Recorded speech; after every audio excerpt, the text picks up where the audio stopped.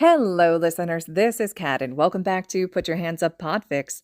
This will be the last part, Chapter 21, the epilogue of The Fall of Icarus. 1. Yagi Confrontation. I don't know, Izuku admitted, swinging his and Kachan's linked hands. I think Dad might actually start expelling kids soon. Well, Kachan huffed, it's about damn time.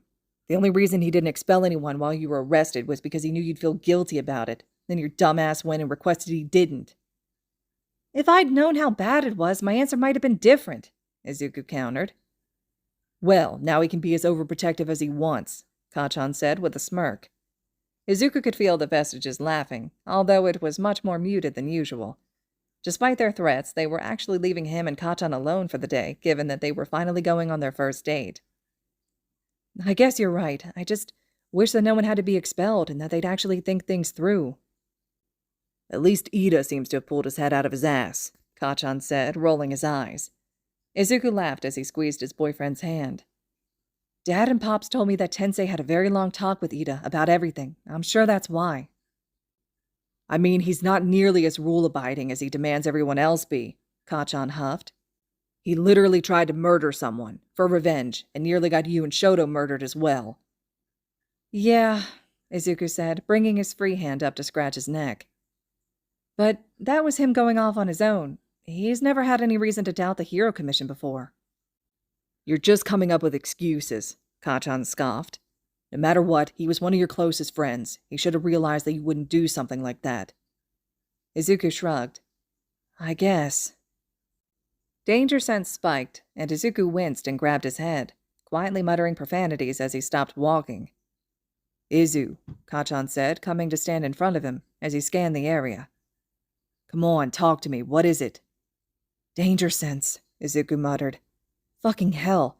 Why does this quirk have to hurt so fucking much? Kachan laughed, even as he kept a sharp eye on their surroundings.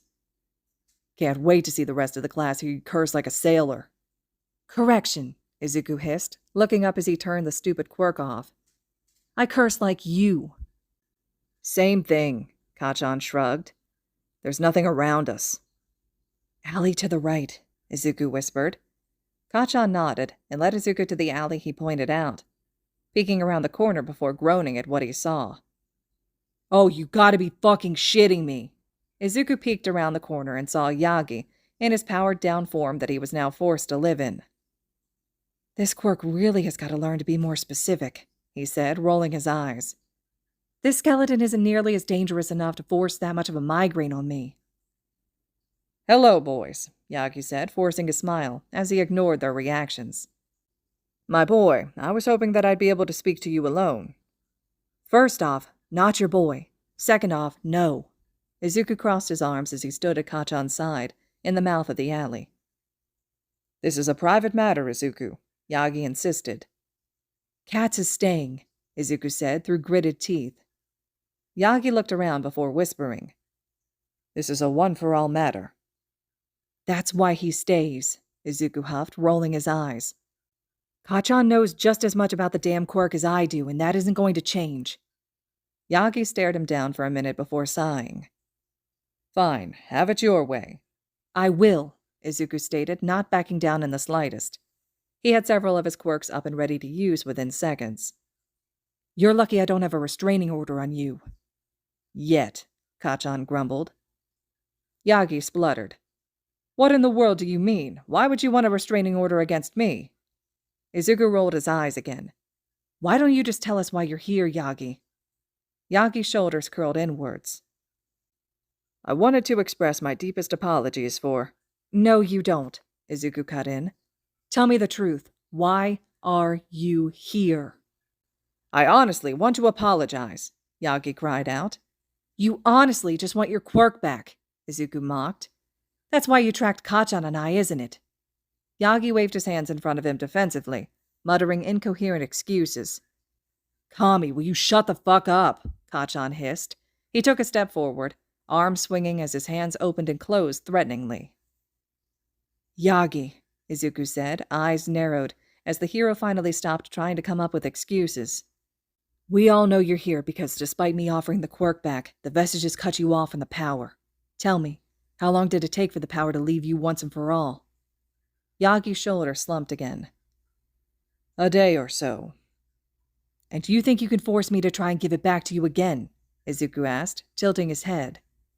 It's my quirk, child, Yagi shouted, finally straightening his form, shoulders thrown back and glaring at Izuku defiantly. Who's acting like a child, Skeletor? Kacchan huffed, rolling his eyes as he crossed his arms. Kacchan, no, Izuku said. Just text Dad, I'll handle this. Kacchan huffed but took a step back as Izuku turned back to the former number 1 hero. Yagi, you gave me this quirk. You said that it was my power. Not only that, but the vestiges approved the transfer. They prefer me to have it over you as well, which was proven, given how you weren't able to steal it back and instead only had your power depleted. Our story is over, Yagi Toshinori. I will use my quirk however I see fit and become a hero on my own terms. They're obviously just confused, Yagi countered. They're being overwhelmed by your own emotions and not thinking clearly. You're the one who is letting your emotions cloud your judgment, Izuku stated. Look at you, he added, waving his hand up and down towards Yagi. You're practically a skeleton. You could barely hold your own hero form for an hour before the power left you, and you were already retired. What on earth could you even want the power for now? Because I obviously made the wrong decision when I chose you as my success. His last word was cut off as Izuku jumped forward and slapped the hero across the face. Try and say that again, Yagi, he hissed. You were the wrong. A well-placed punch to his injured stomach shut him up that time. Kacchan was cackling in the background, but Izuku could barely hear it over the blood roaring in his ears. You are pathetic, All Might, he mocked. I can't believe that I ever looked up to you. I'm done here. Izuku spun on his heel as Yagi kneeled on the ground, coughing behind him. Yeah, no. Izuku dealt with it. Maybe.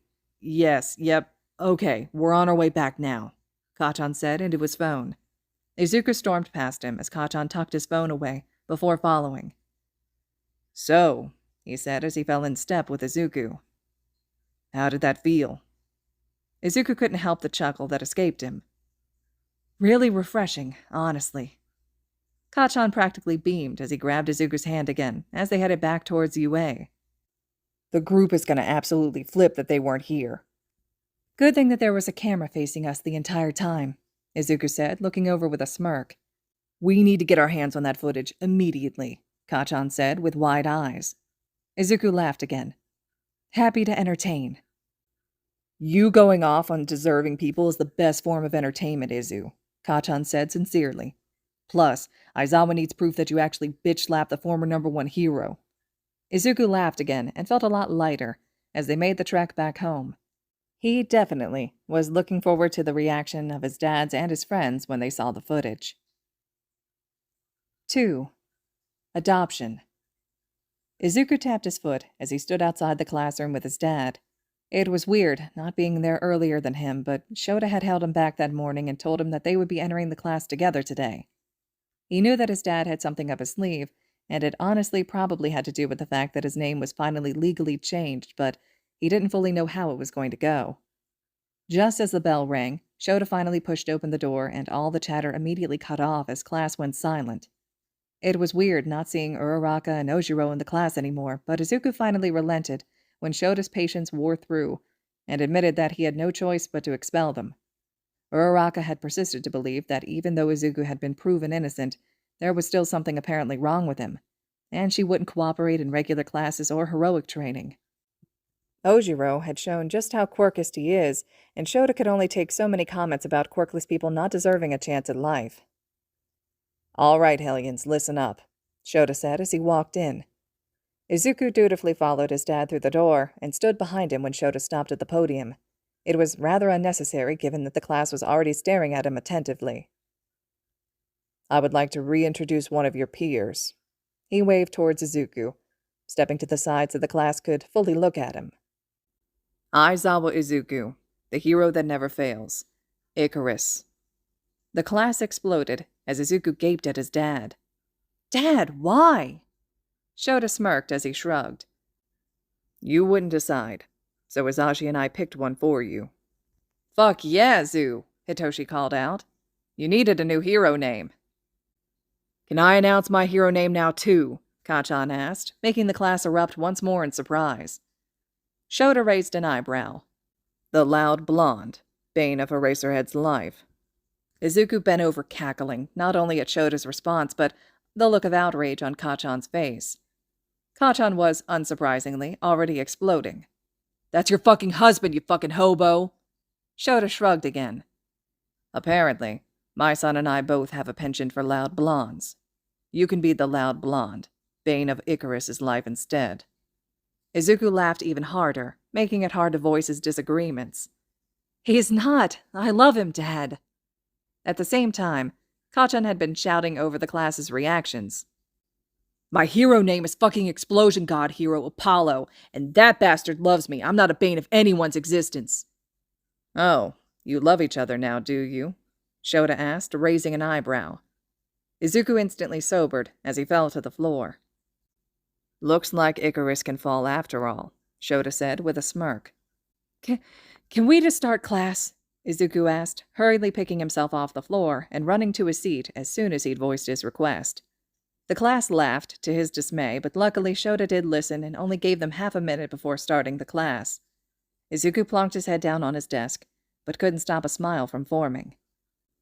Later, when they had time to calm down and process everything, Hitoshi pointed out that Apollo is, in fact, not an explosion god, which caused a whole other round of off-topic conversation and several explosions that did not prove any points.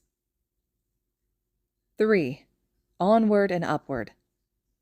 Izuku smiled up at the agency in front of him and couldn't help but be grateful for everything that led to this point in his life.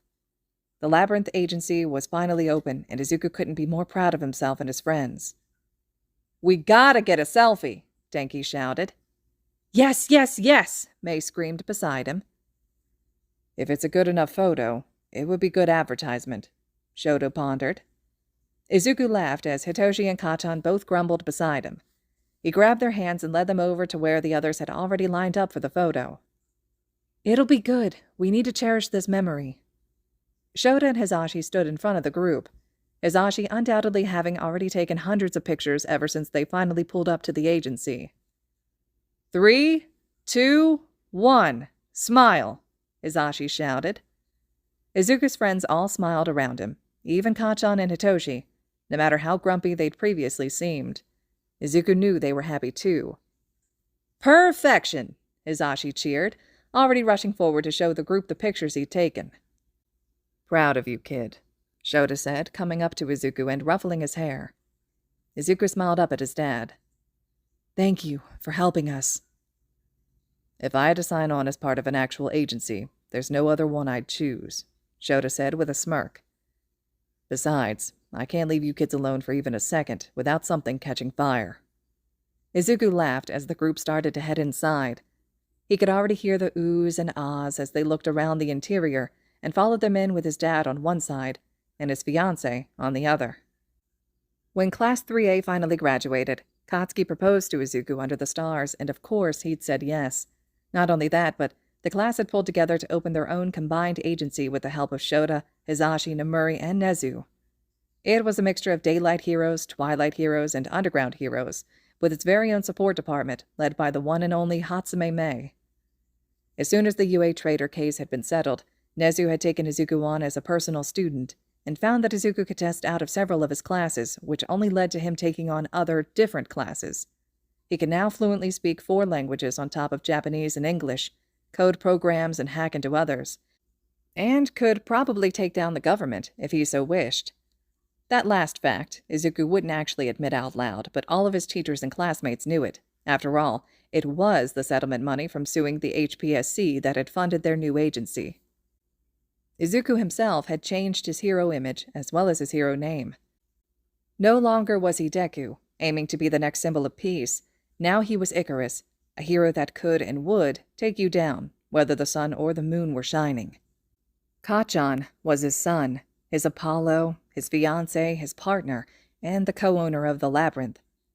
Hitoshi was his moon, his Kansu, his partner at night, his friend. And last, there was Shoto, his Boreas, whose chill breezes calmed the group down and brought wild theories and practicality both. As Izuku looked around at his new agency, his friends, his family, he couldn't be happier. They had finally made it. They were happy, they were heroes, and they were together and all the stronger for it. There was so much to look forward to. All right, listeners, this concludes the entirety of the fic, The Fall of Icarus. I loved this epilogue. I really liked the little bonus scenes here because we got a wrap up with Yagi and that whole situation. We got Izuku taking on a new name and his hero name, which I thought was great as well, and the building of their hero agency. So let me know what you all thought. If you like the fic and you have an opportunity, I'm always going to tell you, please take an opportunity to slide over to AO3, leave those comments and kudos to the original author, show that support. And as always, thank you all so much for listening.